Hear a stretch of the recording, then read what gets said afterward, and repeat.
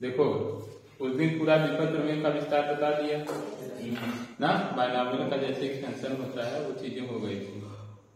अब जैसे मान लो आपसे डायरेक्ट पूछे कि किसी बायनॉमियल यानी विपद प्रमेय एक्सटेंशन का ये वाला टर्म बताओ, 20 वाला टर्म बताओ, 34 वाला टर्म बताओ, डायरेक्ट आप जैसे 34वां मतलब एक्सटेंशन करोगे, विस्तार करोगे, पहला टर्म, दूसरा टर्म, तीसरा टर्म, चौथा टर्म, आपसे पूछ लेगा चलो बताओ डायरेक्ट चौथा वाला टर्म क्या है। डायरेक्ट आप तो अच्छे जानते हैं, एक एक करके लिख देंगे विस्तार हो ही जाएगा। नहीं समझे? जैसे उस दिन हम लोग क्या सीखे थे, बारी बारी। हाँ, एक्स प्लस मान लो ले लें एक्स प्लस क्या 2x3 होल पावर कितना है 5, क्या है 5। तो इसका अगर हम लोग एक्सपेंशन करें, विस्तार करें, तो एक्सपेंशन में क्या होगा, कितने टर्म बनेंगे टोटल 6 टर्म बनेंगे। अब आपसे डायरेक्ट पूछा जाए कि 5वां टर्म क्या है, T5 क्या है, तो क्या करोगे डायरेक्ट, तब तो दिक्कत हो जाएगा ना। डायरेक्ट वहां पहुंचने में आपको क्या होगा, प्रॉब्लम होगा। एक एक करके वो पूछा है 5वां टर्म, आप पहला, दूसरा, तीसरा, चौथा, 5वां सब निकाल रहे, तो इशू होगा कि नहीं, बोलो। तो ऐसे कंडीशन में हम लोग क्या करते हैं कि सबसे पहले एक फार्मूला इसमें होता है, क्या है फार्मूला देखो, x plus A whole power n, x plus A whole power n है, इसका TR+1 कौन सा टर्म, याद रखना बहुत इंपॉर्टेंट है, TR+1। जैसे आपसे 5वां पूछ रहा है तो आप उसे लिखो 4+1, क्या लिखो 4+1, तो 5 होगा कि नहीं। TR+1 का फार्मूला होता है NCR x power n minus r a power r, जहां x क्या है फर्स्ट टर्म, x क्या है फर्स्ट टर्म, पहला पद है ना, ये क्या है फर्स्ट टर्म है, a क्या है बायनॉमियल का सेकेंड टर्म है, a बायनॉमियल का कौन सा टर्म है, सेकेंड टर्म है, और x क्या है बायनॉमियल का फर्स्ट टर्म है। अब आपको क्या करना है, इस फार्मूले से, जैसे अभी मैं इसी का क्वेश्चन बनाया, क्या लिख दूं कि फाइंड कौन सा टर्म निकालना, बोलो इसका 5वां निकाले, फाइंड द 5th टर्म, क्या लिखें, टर्म ऑफ बायनॉमियल, यानी इस बायनॉमियल का कौन सा पद, 5वां पद ना, बायनॉमियल मतलब विपद, बायनॉमियल मतलब विपद ना, इस बायनॉमियल का कौन सा पद 5वां, T5 टर्म आपको निकालना है। तो कैसे करोगे, 2x+3 होल पावर 5, ये आपका क्वेश्चन हो, ये आपका क्या हो गया क्वेश्चन, ऐसे आ गया कि इस बायनॉमियल के एक्सपेंशन में कौन सा पद 5वां पद, डायरेक्ट बताओ। तो आप एक तरफ से करने नहीं लगोगे ना, क्या लिखोगे, सोल्यूशन में डायरेक्ट लिखोगे 2x+3 होल पावर 5, इसमें या आप डायरेक्ट लिखिए T5, क्या लिखेंगे पहले T5, जो आपसे पूछा है, आपसे क्या पूछा है, T5 पूछा है ना, T5 को किस फॉर्म में तोड़ोगे, T4+1, क्या लिखोगे T4+1। फिर आपके सामने ये फार्मूला है, क्या है NCR, n क्या होता है बायनॉमियल का एक्सटेंशन, तो यहाँ पे बायनॉमियल का एक्सपोनेंट कितना है 5, मतलब विपद का घात, n क्या है विपद का घात, तो यहाँ पे जो आपका बायनॉमियल है उसका एक्सपोनेंट कितना है 5, तो क्या लिखोगे n की जगह 5, फिर क्या है c, फिर r है, r की जगह क्या रखोगे 4, r की जगह क्या रखोगे 4, फिर फार्मूला देखो x है, x जगह पे क्या रखोगे पहला टर्म, x क्या फर्स्ट टर्म, x जगह क्या रखोगे 2x power n minus r, तो 5 माइनस 4 ना, फिर क्या लिखोगे, एक जगह सेकेंड टर्म क्या है 3 की पावर r, r की जगह 4।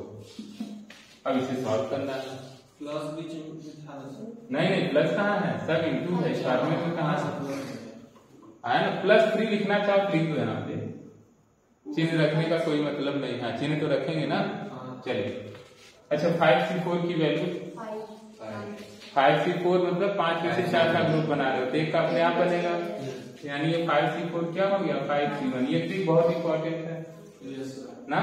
और ये 5 में से 4 जाएगा कितना 1, 2 की पावर 1 यानी कितना हो गया 2 और x की पावर 1 ना, और 3 की पावर 4 कितना होता है 81। 3 का नाम 327 81, 3 का 4 कितना हो गया 81 हो गया। बोलो 5C1 की वैल्यू कितनी आई 5 इंटू 2 इंटू 81 इंटू क्या x। तो आपको पता चल गया 5 गुना 10 810 है। यानी अगर मैं इस बाइनोमियल का एक्सटेंशन यानी विस्तार करूं तो 5वें पद पे क्या मिलेगा 810 x मिलेगा, है ना। 8वें पद पे क्या मिलेगा 5वें पद पे 810 x मिलेगा। समझ में आ गया फॉर्मूला। तो किसी भी बाइनोमियल के एक्सटेंशन में डायरेक्ट आपको कोई टर्म निकालना, डायरेक्ट विदाउट एक्सटेंशन डायरेक्ट वहां पहुंचना तो फार्मूला याद कर लो। TR+1 बराबर क्या होता है NCR x power n minus r a power r। जो भी टर्म कहेगा पहले उसे दो पार्ट में किस फॉर्म में तोड़ोगे r+1, किस फॉर्म में तोड़ोगे r+1 के फॉर्म में, ठीक है। अच्छा ये कर लो, फिर इसके बाद ये समझा दे क्या कि आया कहाँ से सर, कोई मतलब नहीं है आया कहाँ से, आप लोग इंटरेस्टेड ही नहीं है कहाँ से आया। चलिए ठीक है, इतना सही है। ये कुछ समझ में आया नहीं आ गया ना। ये कर लो, उसके बाद एक कुर्सी लगाओ तो एक लिख रहा हूँ। चलो बताओ, जैसे मैं यहाँ लिखूँ 2 + 2x - 3y होल पावर 8 है। इसका कौन सा टर्म निकालना है T6। पहले ये कर लो, फिर इसे सॉल्व करना है। 2x - 3y का कौन सा टर्म T6 निकालना है। करिए पहले ये T6 करिए सॉल्व कर लो, उसके बाद में निकालो।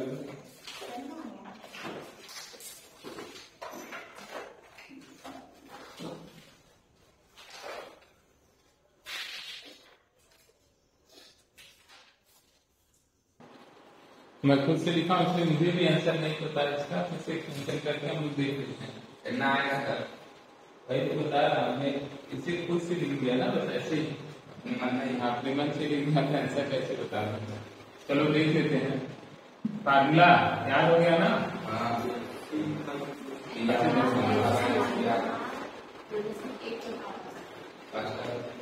देखो विस्तार करने से पहले आप पहले ये डिसाइड कर देना चाहिए कि n क्या है, x क्या है, a क्या है ना। जैसे आप यहाँ से सोल्यूशन लिखेंगे या हल लिखेंगे तो लिखेंगे 2x - 3y = होल पावर 8। यहाँ देखो की तुलना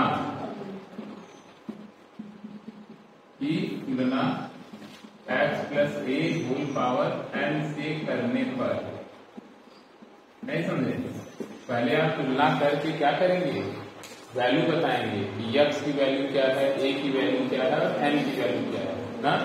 और तुलना मतलब कंपैरिजन कर लिए, क्या कर लिए, जैसे कोई फार्मूला, अरे छोटी क्लास की बात नहीं, छोटी क्लास में आप a + b को होल स्क्वायर के क्वेश्चन नहीं आता था तो पहले आप तुलना करते थे, a बराबर लिखते थे, b बराबर ये, फिर फार्मूले में रख देते थे।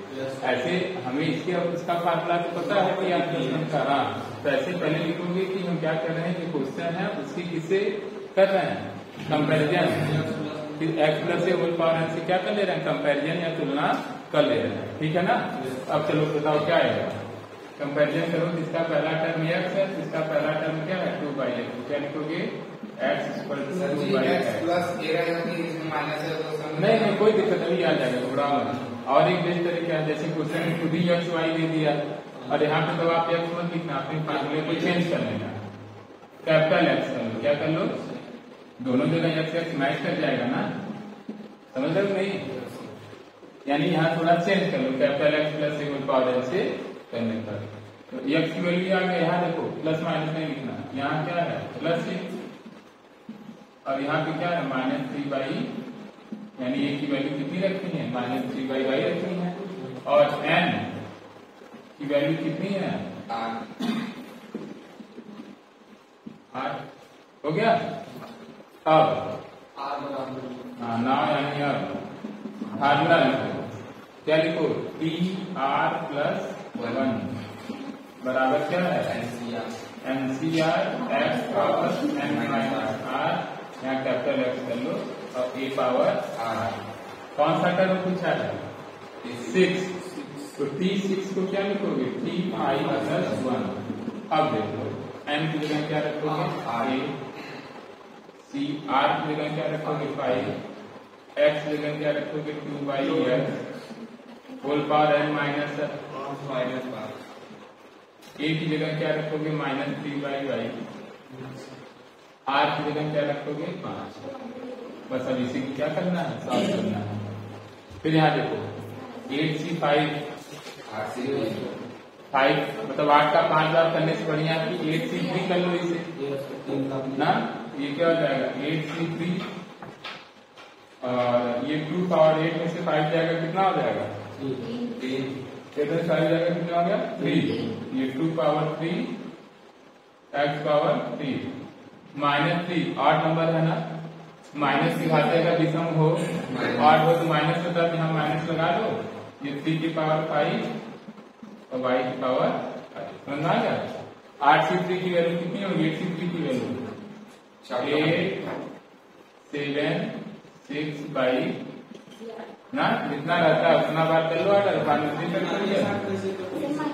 अरे ये -3 पावर होल पावर 5 तक माइनस बाहर आएगा, पहले नहीं यार, माइनस हो उसका पावर घात अगर विषम संख्या है, ऑड नंबर है, तो हमेशा उसकी वैल्यू क्या आती है, लेकिन सर ये यही रहता नहीं भाई, ये तो बुरा है ना सर, बुरा है तो कहाँ लिखोगे, पहले लिखोगे ना, मल्टीप्लाई है तो कर, बोलो चलो 2 पावर 3 की वैल्यू कितनी हो गई, 8, 3 पावर 5 की वैल्यू 243 अपान में x पावर 3, ये 3 फैक्टोरियल 6 हो गया। अब सॉल्व कर लो, आपका आंसर आ गया -66 इंटू 8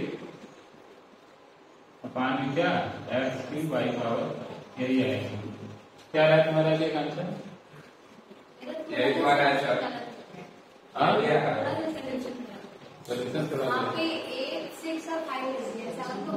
नहीं, ये +1 के फॉर्म में तो होता है।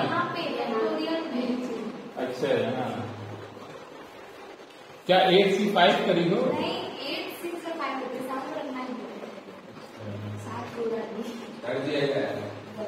कर लीजिए।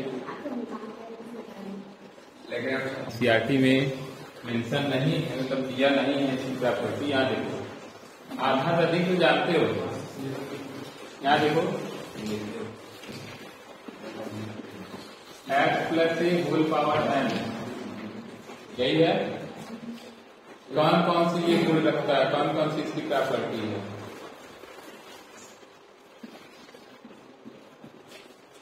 अरे आप खुद से बता दो, नहीं आता है क्या है,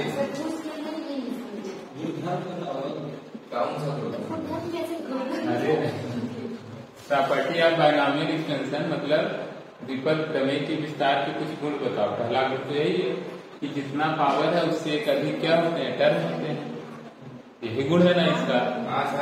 ये करे समझ नहीं आ रहा है क्या पूछना चाह रहा है, केमिस्ट्री आ गया था क्या, गुणधर्म बताओ, है ना। पहला गुण तो इसका यही हुआ ना कि अगर मैं इस विस्तार का क्या करूंगा, विस्तार करूंगा तो इसका जितना पावर रहेगा उससे एक अधिक क्या होगा, टर्म होगा। पहला गुण यही है, क्या है बताओ,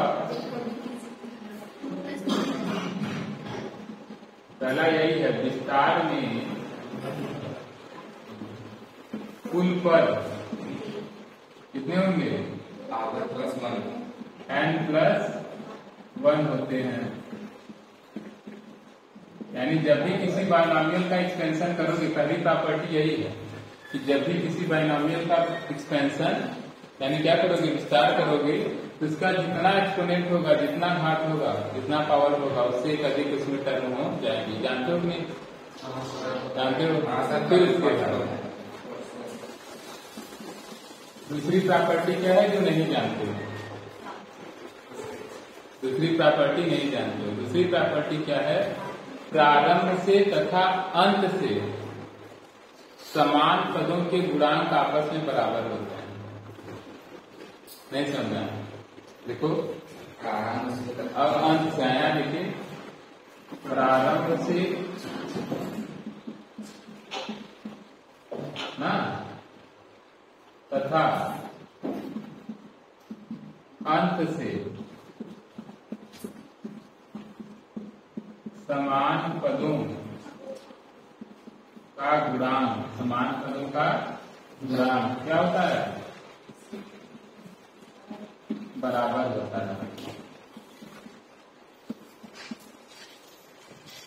ठीक है, प्रारंभ से तथा अंत से समान पदों का जो गुणांक होता है आपस में क्या होता है? बराबर होता है। अब क्या करोगे बताओ? मतलब ही नहीं समझ में हमें तो बता रहे हैं। एक minute x plus A whole power n है, तो पहले पद का गुणांक क्या होता था? NC0। बोलो, सिर्फ कोएफिशिएंट की बात किया जाता है NC0। फिर इसके बाद क्या है उससे मतलब नहीं, NC0, NC1, NC2, NC3, ये सब क्या है? प्रारंभ से पदों के कोएफिशिएंट या गुणांक है। और लास्ट में यार क्या आता था? NCN। क्या आता था? तो NCN के ठीक पहले क्या होगा? NCN-1, उसके पहले NCN-2, उसके पहले NCN-3। नहीं समझ आ रहा? अरे इधर से चल रहे हो तो बढ़ रहा, उधर से चलोगे क्या होगा? कम होगा। अब ठंडे दिमाग से सोचो, क्या NC0 NCN के बराबर नहीं है? पूरक संचय NC0 NCN की क्या हो गया? बराबर हो गया ना। देख लो, प्रारंभ से और अंत से, प्रारंभ से फर्स्ट है और ये अंत से फर्स्ट है, दोनों की वैल्यू इक्वल है कि नहीं? फिर देखो यहाँ से प्रारंभ से कौन सा? सेकेंड टर्म का कोएफिशिएंट NC1 और इधर से सेकेंड टर्म का क्या है? NCN-1। इक्वल नहीं होगा? अब समझ में आया कि नहीं? बोलो बोलो जी। अरे भाई भूल गए, NCR इक्वल टू NCN-R। वो जब उसमें बता रहे थे अभी नंबर लेके समझ में आ जाएगा, या नहीं समझ में आ रहा? अभी 5C0, 5C1, 5C2, 5C3 किया ना, तब कहेंगे हाँ अब समझ में आ गया। अब समझ में आया नहीं? अभी नहीं आया संचय में आ गया। हाँ, इधर NC2, इधर क्या है? NCN-2, तो दोनों इक्वल होंगे। आया? अच्छा मान लो जैसे इसमें नहीं समझ में आ रहा है, इसको हो गया ना सब, प्रारंभ से और अंत से गुणांक। इसीलिए क्या किया जाता? पूरा नहीं सॉल्व किया जाता। जिन लड़कों को नहीं पता रहता वो सब में फार्मूला लगा के सॉल्व करते हैं। अरे आधा सॉल्व कर लो, आधा जो इधर है उधर भी वही होगा। नहीं समझा? बोलो। अब देखो, जैसे मान लो इसमें थोड़ा सा अगर डाउट हो, वैसे होना नहीं चाहिए, मैं ऐसे ले लूं x plus A whole power 4 या 5, तो कुल कितने टर्म होंगे विस्तार में? 6। तो पहले वाले का 5C0, 5C1, 5C2, 5C3, 5C4, 5C5 हो गया। अब देखो, प्रारंभ से फर्स्ट टर्म और अंत से फर्स्ट टर्म, ये क्या है? बराबर एक इनिशियल और फाइनल से ना। और यहाँ क्या लिखेंगे? अंत से। तो यहाँ से क्या है? 5C0 है, तो 5C0 5C5 की इक्वल नहीं होगा। यहाँ 5C1 है, तो 5 में से जब एक का ग्रुप बनाओगे तो 4 का अपने आप नहीं बनेगा, तो 5C4 की इक्वल नहीं हो रहा है। फिर 5 में से 2 का ग्रुप बनाओगे तो 3 का नहीं बनेगा। अब समझ आ गया? देखो ये तुरंत समझा है, आ गया ना। यानी किसी भी विपद का अगर एक्सपेंशन करेंगे तो प्रारंभ से और अंत से जो पदों का गुणांक होता है, कोएफिशिएंट होता है, वो क्या होता है? इक्वल होता है। इसलिए पूरे का मत विस्तार करो, आधा निकाल लिए हो, आधे से अधिक। जैसे मान लो टोटल कितने पद है? 10 घात 10 है, विस्तार में 11 होंगे। इनिशियल से 5 निकाल लो और फाइनल से ही उल्टा लिखते चले आओ, आपका टाइम बच जाएगा। वैसे हम खुद ही सब जुगाड़ बताए हैं कि गुणों का हो जाएगा, घबराओ मत, मगर फिर भी जो गुण है वो तो जानना पड़ेगा। कितना लिख लीजिए। एक और है, क्या है कि प्रत्येक पदों के घातों का योग क्या होता है, समान होता है। याद है? हाँ, अभी चलो ये करो, ये करो, वही बता रहे करिए।